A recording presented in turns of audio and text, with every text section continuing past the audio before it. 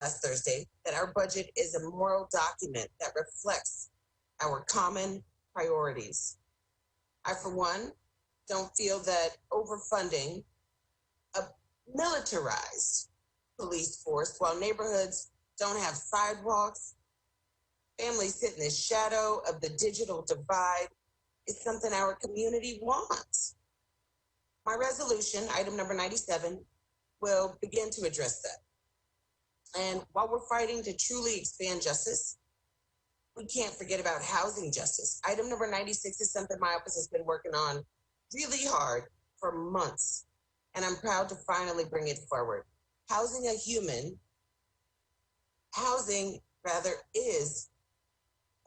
a human need, and shame on us if we neglect to use whatever powers we have to ensure that opportunities are within the reach for all of our residents.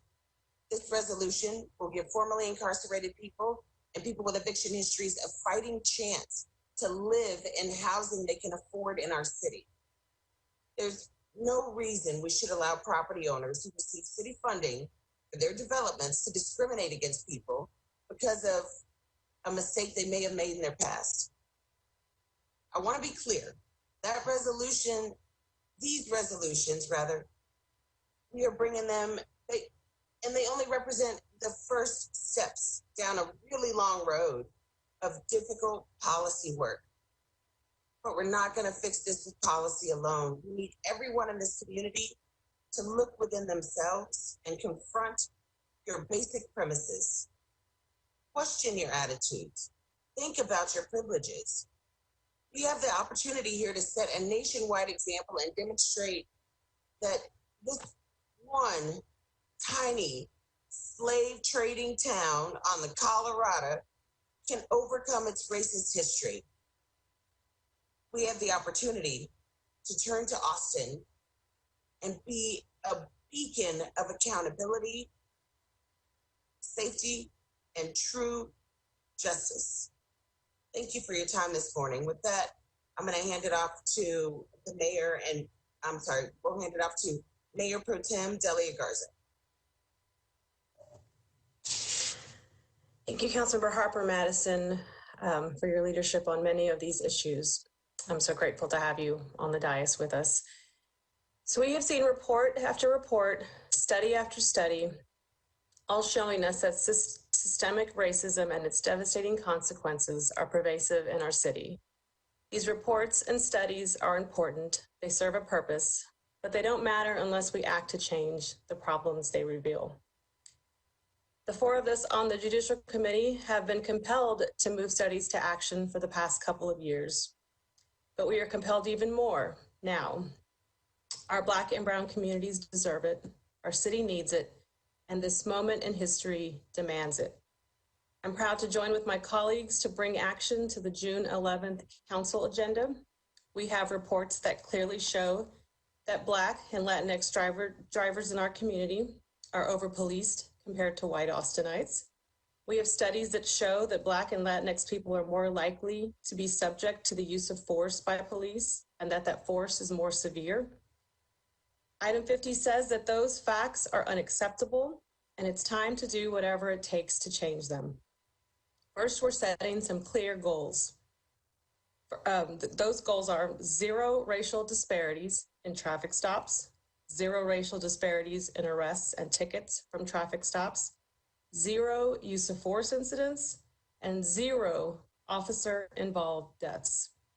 If these goals sound audacious and unachievable, we need to stop and consider what goals we would consider acceptable.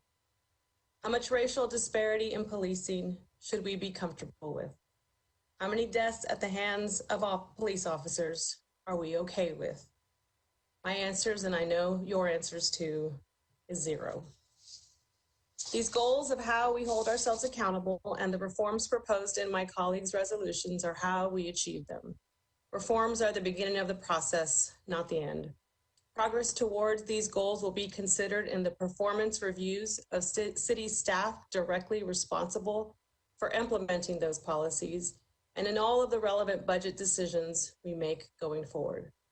We're not asking for a lengthy evaluation process because we need action now, and we already have the tools to achieve it.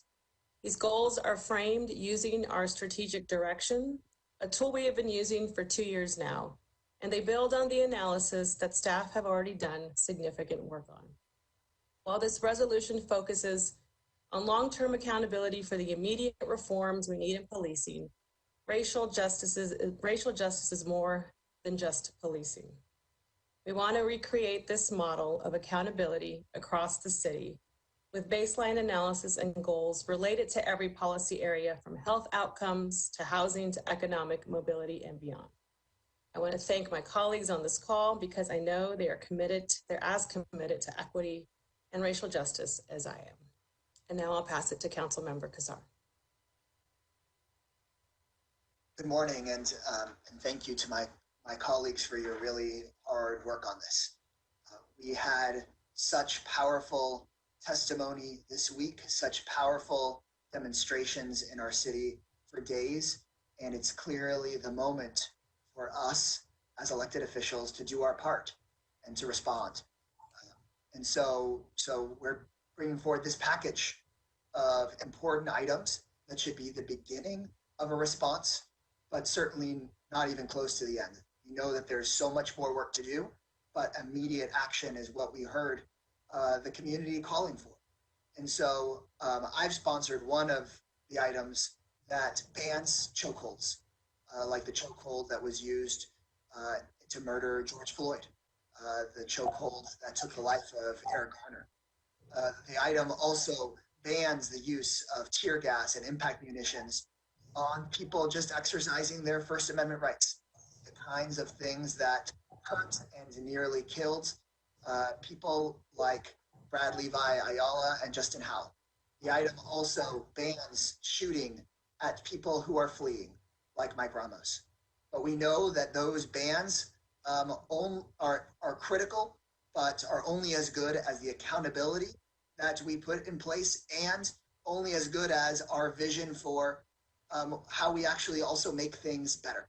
And so that's why it's so important that we have oversight that is considered in Councilmember Flanagan's resolution and Councilmember Harper Madison's resolution, and the goals set forward in the Mayor Pro Tem's action. Because as we divert major funding away from simply policing our problems, we need to continue to work on how it is that we build new structures and put some of that funding into actually addressing the core issues in our community. Because if we don't want a society, when I talk to my constituents in an area where we have more property crime and more violent crime than many other parts of the city, the goal shouldn't just be when you call 911, how quickly can someone get to you, but also how can we create a city where you don't have to call 911 as often, where people are more safe on the front end, where we're actually addressing people's issues, where if somebody has an issue with addiction, our only solution shouldn't be, and our primary solution shouldn't be just putting someone in jail, but actually how do we treat that addiction? When somebody has a mental health challenge, how can we not respond to it just with guns, but actually respond to it with care and addressing underlying mental health issues? And so coming up, I think what we are bringing forward is both the protections that our community needs, the change that people, beginning that change that people were calling for in their testimony, and how do we come out on the other side of this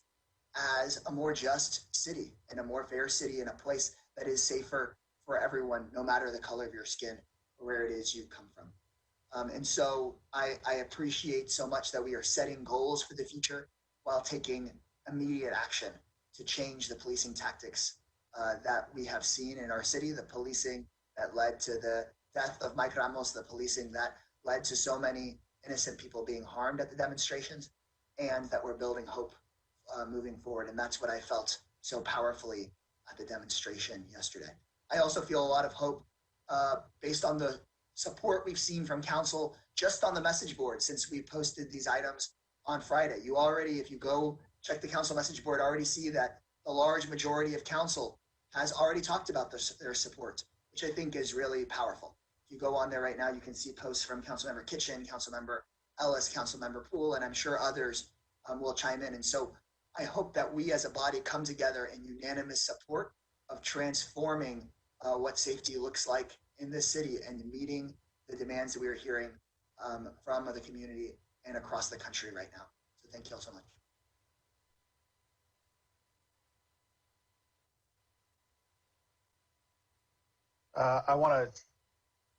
I don't even know where to begin. I don't have prepared remarks for this press conference. I've been so overwhelmed by the protests this weekend. I marched in the LGBTQ March for Black Rights or Black Lives on Friday and was honored by those organizers and the organizers of a different protest in asking in their request for me to speak. I marched this weekend on Sunday in what Councilmember Harper Madison so eloquently described. We have big work to do. We have big work to do. As chair of the Judicial Committee, it has been my honor to work with my colleagues on initiating the types of reforms and completing the types of reforms that had never been seen before in this city. The item that I am the sponsor of converts the Judicial Committee into a more broader public safety committee. And I am honored by my colleagues' continued trust in my chairing that committee. As Councilmember Kassar said, there's a lot of work and oversight to be done. This committee is not about a blue ribbon process to figure out what we need.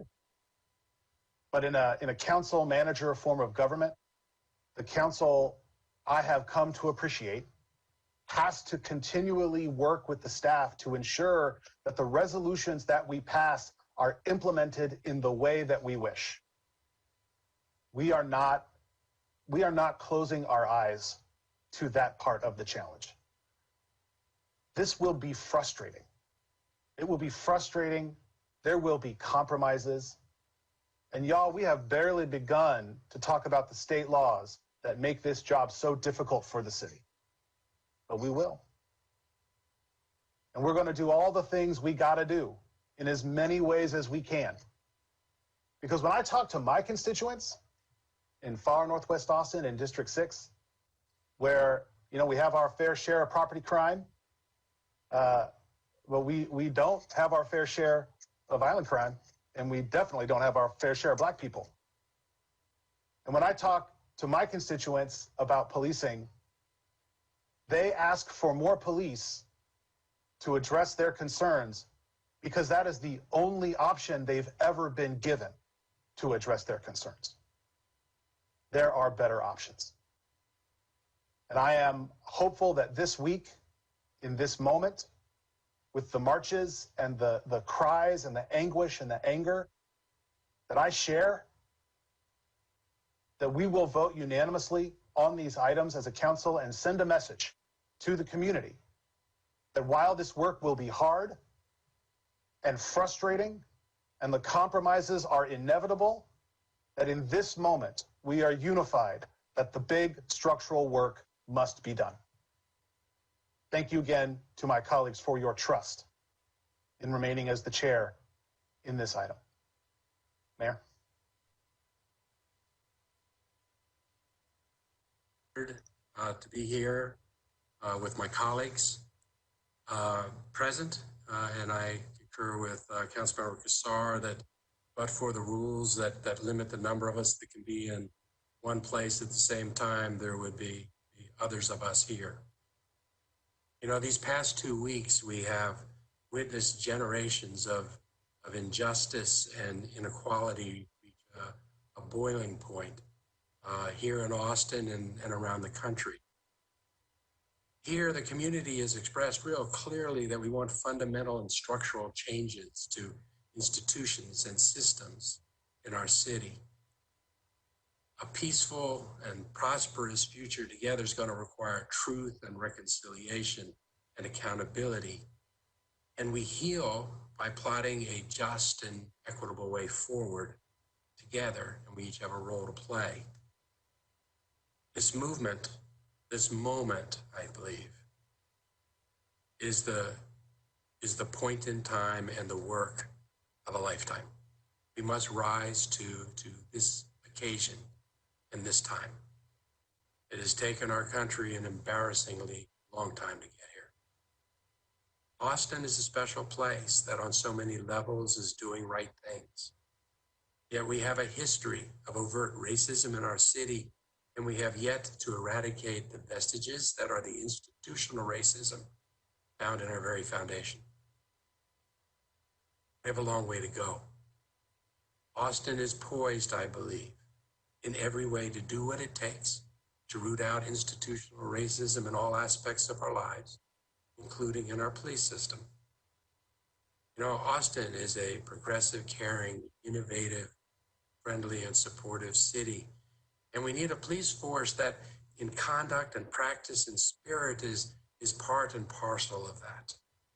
We need a police force that supports and implements, shares, and even champions the uniquely Austin culture to which we aspire, even as it works with demonstrations and protests.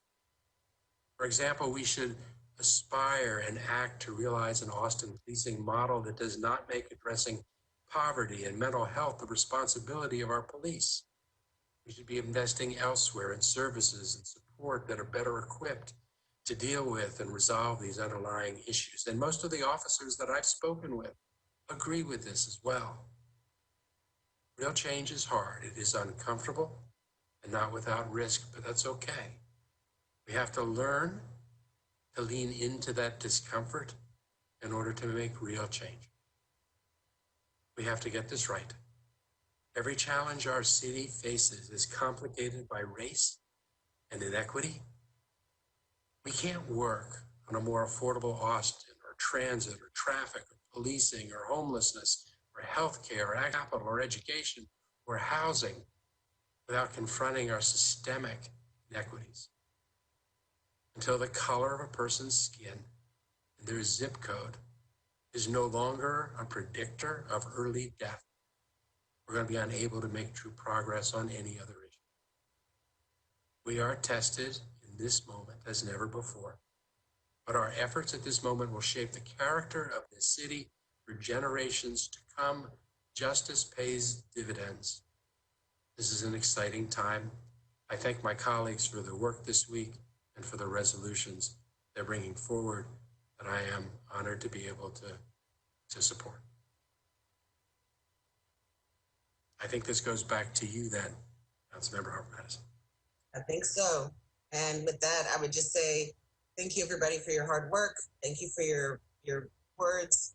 I think we all know the reality is that it's been an exhausting couple of days, and I'm happy that everybody was able to contribute. I think at this point, though, we're ready to go ahead and take some questions. Hello, this is Austin Sanders with the Austin Chronicle.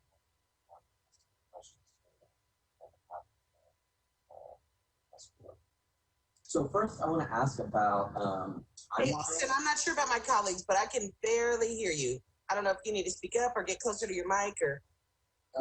Yeah. Okay. Hold That's on one better. second. Okay, that's better. Okay. Yeah. Sorry, Austin Sanders with the Chronicle, asking questions on behalf of the press corps.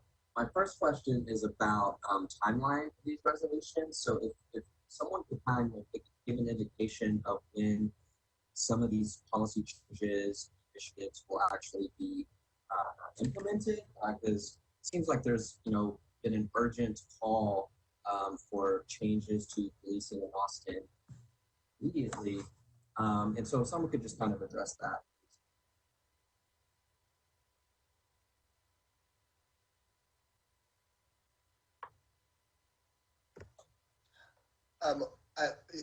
There's a lot of items here. But my hope and expectation is that even for some of the things that would change policing tactics, even if it takes the chief some time and the city manager some time to implement these into our formal handbook, I think that if you have a council and the mayor voting, for example, to say no more chokeholds, no more shooting at people fleeing, no more using tear gas on First Amendment demonstrations. I would hope and expect and would send the message that should be policy today. And that if we vote on it Thursday, it should be practice Thursday. So it may take time for some of these things to be, for them to be incorporated into the manual, but they should go into effect immediately. As it relates to Councilmember Harper Madison's item, and I'll let her speak to it, but procedurally, the city of Austin is not, can't legally adopt our budget until later this year because the city manager has to go through his process by charter. And so, so we would be making those budget decisions during the budget, but this sets a strong expectation about what the council's priorities are, which is let's stop investing so much in policing being the primary way of dealing with our problems. And instead, let's take some of that money, some of that really important money, and use it to support the community so we don't wind up in those problems in the first place. Elliot or Jimmy, I don't know about timelines related to yours, and sorry, Natasha, that I just jumped in on part of yours, but I think that. Well, and then I would add, you know, there's a lot of conversation on social media about what different cities are doing and how that reflects on what Austin should be doing. And, you know, I encourage folks to read the full articles. And, you know, I think every reporter in the press conference knows, you know, the challenges of headlines versus content.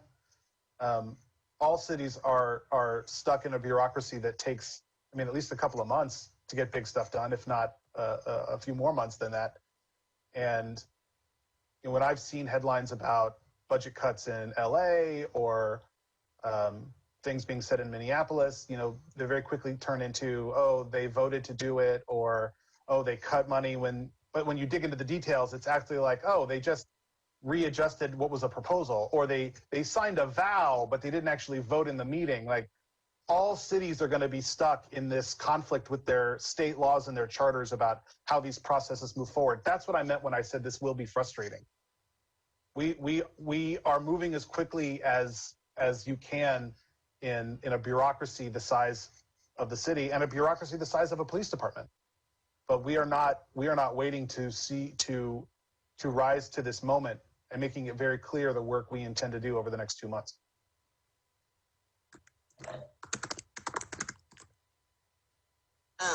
Hopefully I'm not cutting anybody off. So yeah, I'll echo a lot of that. And I'll also say, you know, just as a reminder, this is a marathon. It is not a sprint. This is just the start. I think I've made it pretty clear in my message board post that in no way do these resolutions get at the root of the system, the parts of the system that we need to fix. I feel like we are working really, really hard to overthrow generational systemic and institutional racism. And that's going to take us some time. I think, I would like to encourage my constituents, the folks in Austin, residents throughout the city, continue to use your voice, continue to use practices that are placing this healthy institutional pressure at City Hall, but don't forget to also apply it at the state level and our legislature. And I think, you know, my colleague said it best, you know, this will be frustrating. It will take time.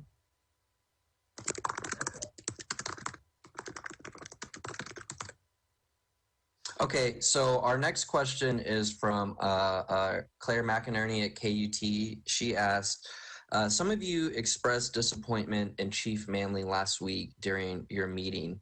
Are you asking Spencer Cronk to demote Manley away from Chief of Police? And if you could explain what power council or the mayor has to fire or demote the Chief of Police? If you want, I can answer the legal part, or Mayor Pro Tem, it looks like you're lit up. Yeah, I was just going to say, I believe the charter says council cannot interfere with personnel decisions by the city manager. So those are our legal limitations. We can express our opinion of, as many of us have, but we cannot, we are prohibited from interfering in personnel decisions. And I would add, you know, the city manager's job is different than the city council's job. And it's our job to reflect the will of the community and to set the direction. But the manager has a lot of challenges when it comes to logistics and legal requirements and other things. And I still believe that Spencer is going to do the right thing. I have also made it clear to him how I feel if he doesn't.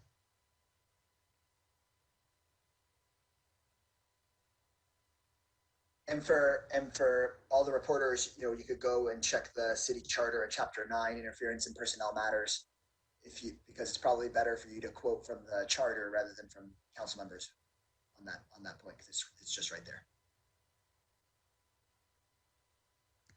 And if I may, what I would add there is to recognize that we're basically asking our manager to heed the concerns and recommendations of the community and our constituents regarding Chief Manley's future with the Austin Police Department. At the end of the day, that's who we should be listening to.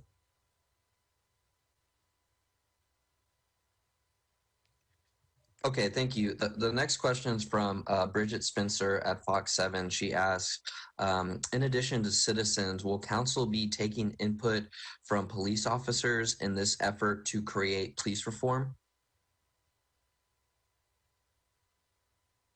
I have already started those conversations, and I have heard from officers who share the frustration and have expressed the same concerns that we're hearing from the community, but they also find themselves in a culture and in a structure that has made it difficult for them to find a path to express it. The path forward here works better if it's in partnership with everyone, not just one part of the community, but with everyone. And if we're eager and honest about wanting to address these issues and willingness to take on the big structural changes that will help us get there, then we should welcome the partnership of officers that are willing to do that work. I spoke to many officers during the protest this weekend and expressed that same desire, that when they do their jobs well, we can engage in a partnership. And many officers, at least this weekend, did their jobs well. And I think that's at least a step in the right direction.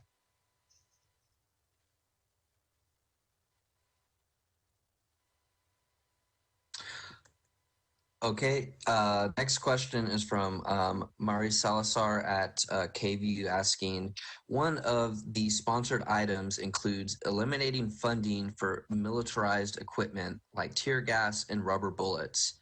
APD said they were forced to use those things to control crowds of protesters climbing I-35. If that happens again, what kind of crowd control methods should be considered if they can't use tear gas / less lethal ammunition?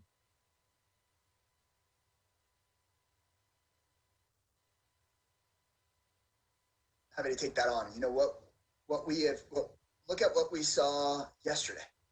What we saw yesterday and what we've seen many other days is that the best way to make sure everyone is safe is to make sure that nobody is escalating on any side.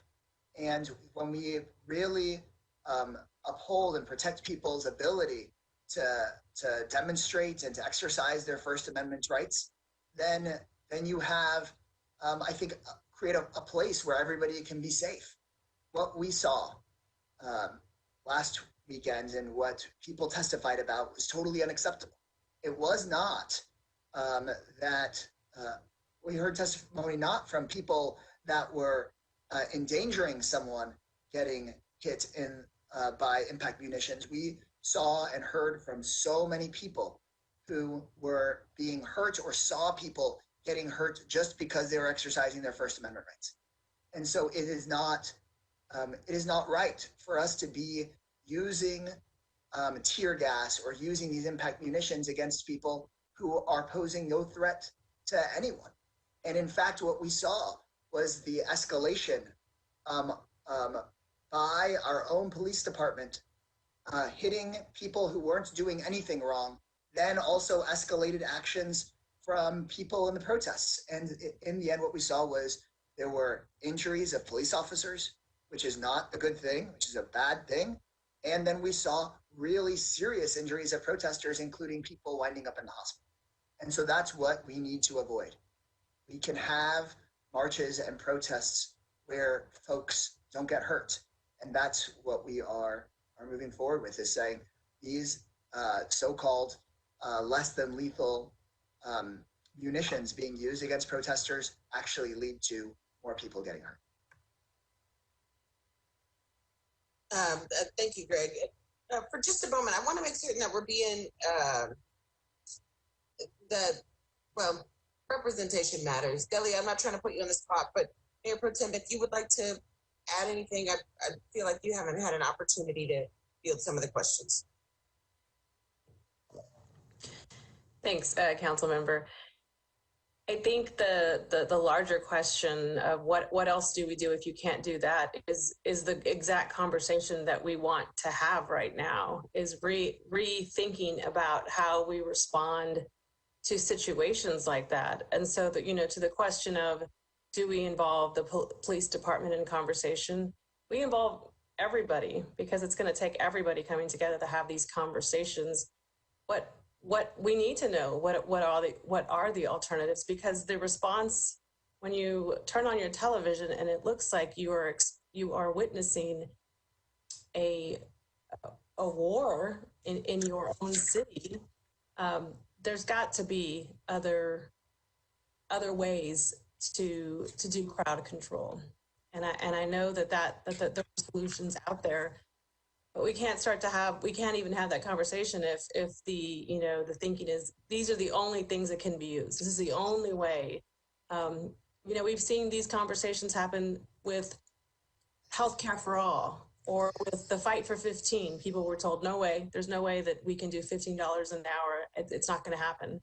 And so it's a broader question of starting to have those real conversations and understanding what the options are, because it cannot be that the only option is to tear gas and shoot protesters. There's got to be other options. And I think that we are wanting to take the bold step to say, let's figure out what those other options are. I could just give a postscript to that, because I think what the Mayor Pro Tem just said is how I feel as well. In the protest that we just saw, the vast, overwhelming majority of people participating wanted to exercise their First Amendment rights in a peaceful way, recognizing that sometimes in protests and demonstrations that can also be a disruptive way, but in a peaceful way. And yes, there were a small number of people whose goal was to incite and participate in acts of violence. I think that one of the things that you saw in the difference between the events a week ago and the events this past week is that those agitators did not get a same leg that they had the first week. And I think that when our police or our crowd control measures are looking at that, you have to recognize that the police compete with these agitators for the loyalty of the protesters. So the conduct that we have has to be such that we win that competition. And to the degree that we are acting in a respectful and protective and supportive way, it changes the feel for demonstration or protest. And I think that we need to focus on those kinds of things in order to make sure that we can have big protests of angry and frustrated people that are also acting disruptively, recognizing that there will always be that other element that comes in. How do we manage that in a way that looks and feels like our city? if I can add anything to that, I'd say, in my mind's eye, right? It can't just be one. One of the answers would be the first action being that we reach out and that our peace officers reach out in a way that's humane and civil to work towards amicable solutions for allowing peaceful protest.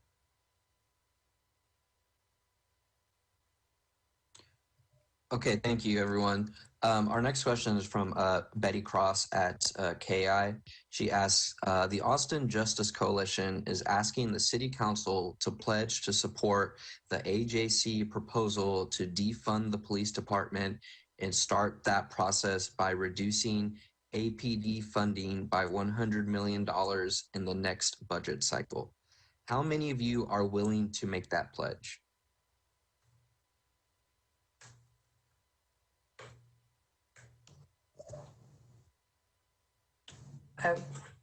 I'm willing to pledge, and it's I think it's great that that so many new people are listening and engaged and part of this conversation, because the reality is we've almost had this conversation every single budget we've been looking for ways. My very first budget as a council member, we were able, it was a historic move of, I believe it was a 6.5 million to public health, an increase in 6.5 million, because previous councils had tried to make sure that we were staying in line with investing in our public health. And I have said probably 50 plus times in my going on 6 years on council, things like when we are sending $1 million fire trucks to medical calls because we failed the people and didn't provide them healthcare. I've been saying that since the first year that I was elected. And so we're having these conversations that many of us, and I would say especially those of us who represent marginalized communities and Black and Brown communities, we have been pushing to change the funding, adding funding for health equity contracts and social services. The RISE Fund, another example of recognizing that money needed to be diverted to the bucket to get people help the most that needed help the most. And so I have been on board since my first year on this council to put money where we can really have an impact. And I'm glad to see that so many in our community are wanting to join us in an effort to allocate money in a way that we are being responsible and actually addressing many of the inequities in our community.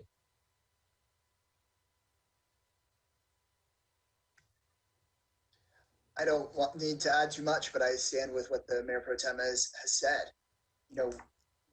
And diverting money, major dollars from simply policing problems back into the community is a way to make us more safe.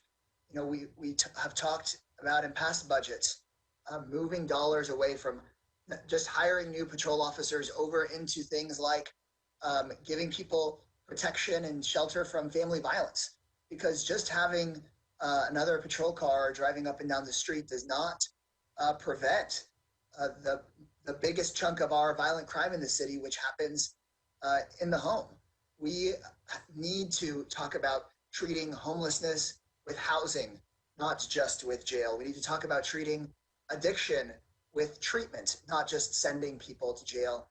And I think we need to be talking about that in a really big way. It is well past time for Austin to live up to our progressive branding of inclusion and solidarity. And this is a really important moment for us to step up and do that. If I may add my piece, I'll definitely echo what my colleagues have already said. But I will say this. I don't believe I speak for myself when I say that $400 million for a city of Austin size is a large amount. When compared to other cities, when we rank it, we rank among the highest. And I believe a thorough assessment of every single solitary line item in the budget and an analysis the true costs to the city, I think that would help us to determine a number that would be less or even more than the proposed $100 million. So I look forward to that analysis. I will say that there's a lot of stuff that is in the police budget that doesn't have to be in the police budget. Not because it doesn't have to happen, but it doesn't have to be police.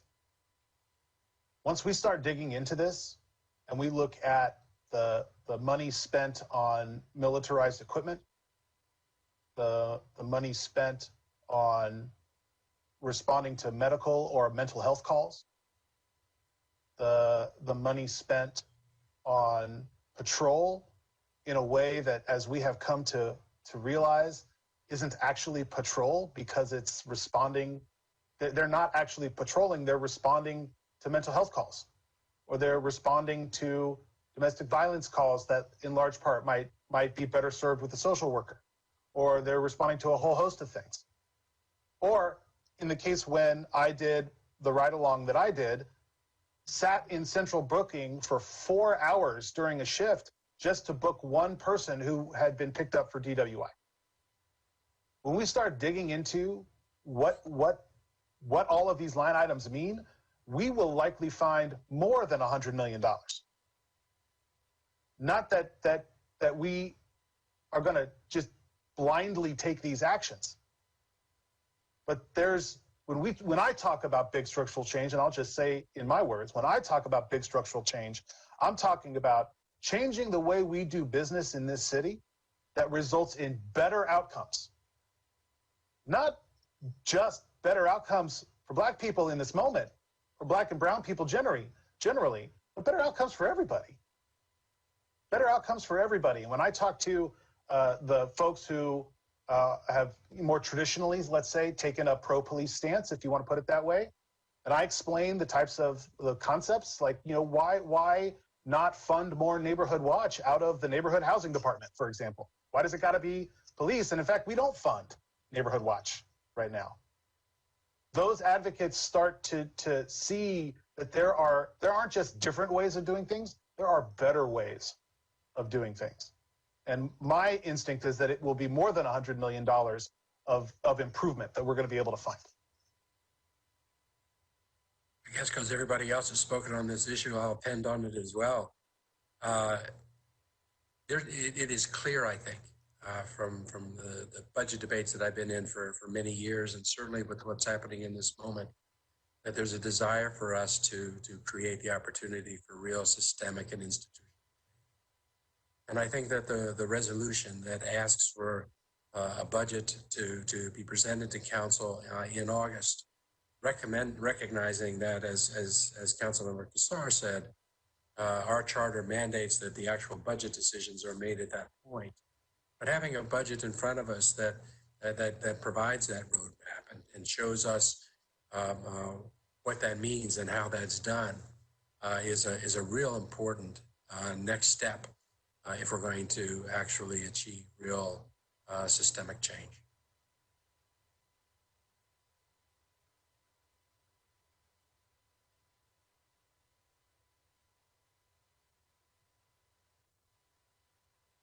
Okay. All right. Sorry. I didn't know if it froze, but I guess y'all are done. Thanks for answering that, everyone. The next question is from Kevin Clark at KXAN.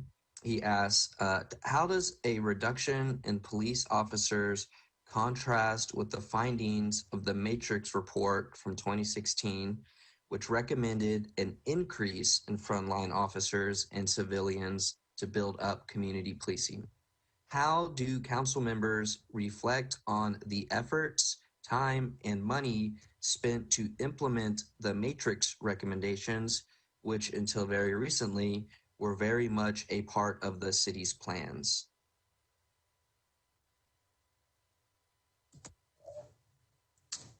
I'll just start by saying that report was based on how we police now. It was based on very, specific assumptions that that we say we want to change. Assumptions like we will respond, and things that we have already changed since then. We've added funding for mental health response. So when somebody calls 911, it's, do you need police, fire, EMS, or mental health? That report was based on doing things the old way, the status quo way, doing things where we're sent, as Councilmember Flanagan touched on, where we're sending police officers that, yes, they get mental health training, but they are not mental health professionals. And so I think it shows that the many ways we have tried to understand the issue and how we tackle it and how we respond to community asks. But we are in a different moment now. And as representatives of this community I have never received the amount of emails, I don't think, in my inbox. I mean, we're receiving 4 to 5 a minute from Austinites.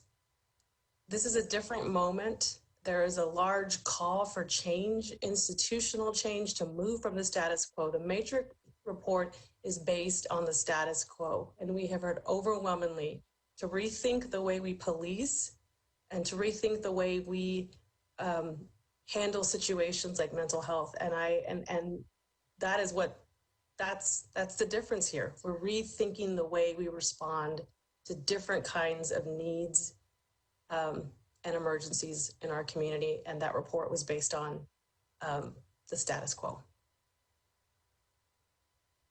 Greg, you want to go? If we continue to rely on police officers to be the city's primary response to virtually all of our challenges, then you would need to continue to add to that. But the question is, can we start to respond to challenges differently with something other than just policing? So I think that, and I think that's generally what I think many of us believe needs to shift, as the Mayor Pro Tem said.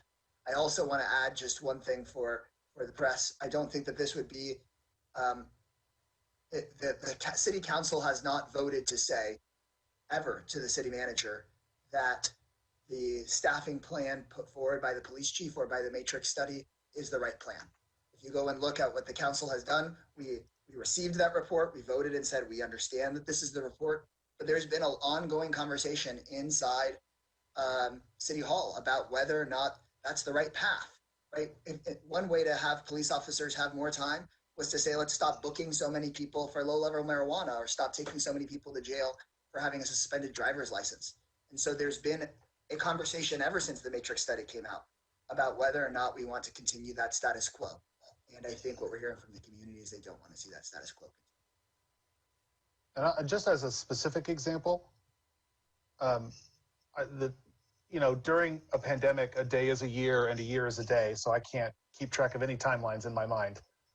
But I remember reading the Matrix report, I think pretty close to the beginning of my service on the council. And I pulled in Chief Manley into my office to talk about it, because while there's a lot of meat in the Matrix report, one thing that really stood out to me was the concept of community service officers, these CSOs. And I had a long conversation with the chief then, and it might have been 2017, y'all, I can't even remember the years, about, did those CSOs have to be in the police department? Could we find other departments or other ways to create that effort or that group? And there was not a lot of creativity from the chief in that moment. But again, this was a long time ago, and I may be misremembering that conversation's details. But even then, even in the Matrix report, you can't just read one conclusion. What we're talking about is not inconsistent with the Matrix report. If you just open your mind to the notion that the jobs that need to be done in this community could be done by more types of people, then you're not actually inconsistent.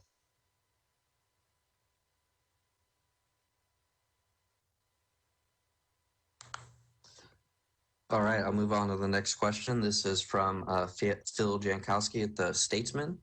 He notes that Councilmember Harper Madison's resolution specifically states that there is no confidence that that police department leadership can or will implement culture change required to end the disproportionate impact of police violence against minorities. Given that, how do you expect the police department to implement what is dictated in these resolutions? I appreciate the question, but I'll say this.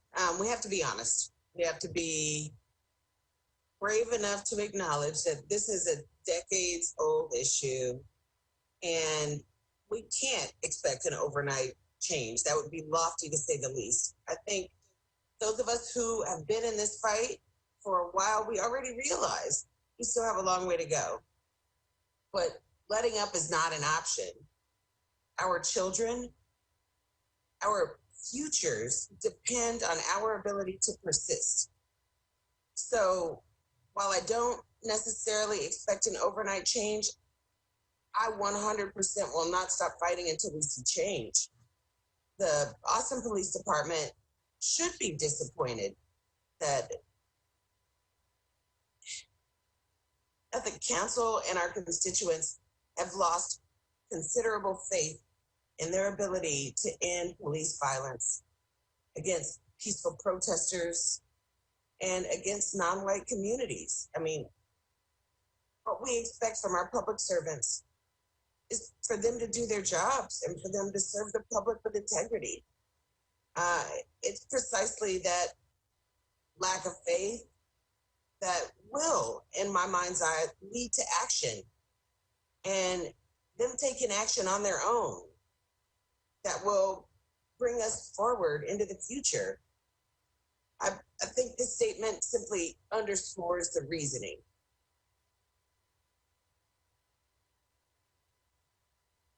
Okay, guys, thank you so much, Austin, for your questions. We're going to go ahead and end the questions right now. What I'm going to do is open it up to the floor. Does anybody want to have any closing remarks before we leave?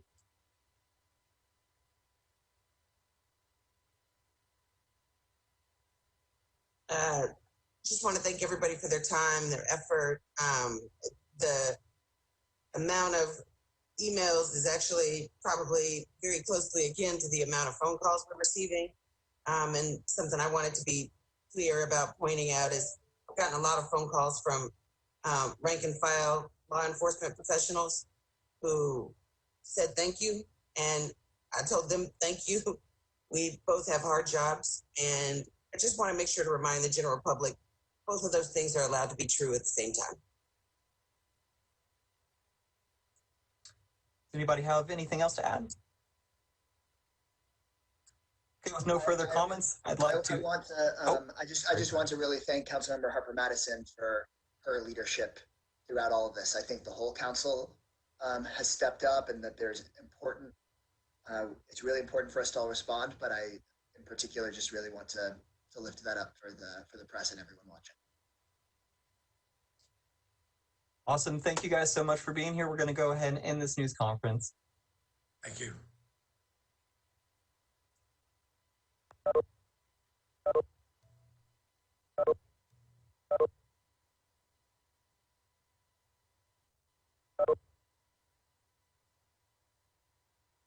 Okay, awesome. Thank you, Austin. It seems that seems like it's just you and me in here. I appreciate it, buddy. Thank you. Cool. Yeah, thanks for your help. See you.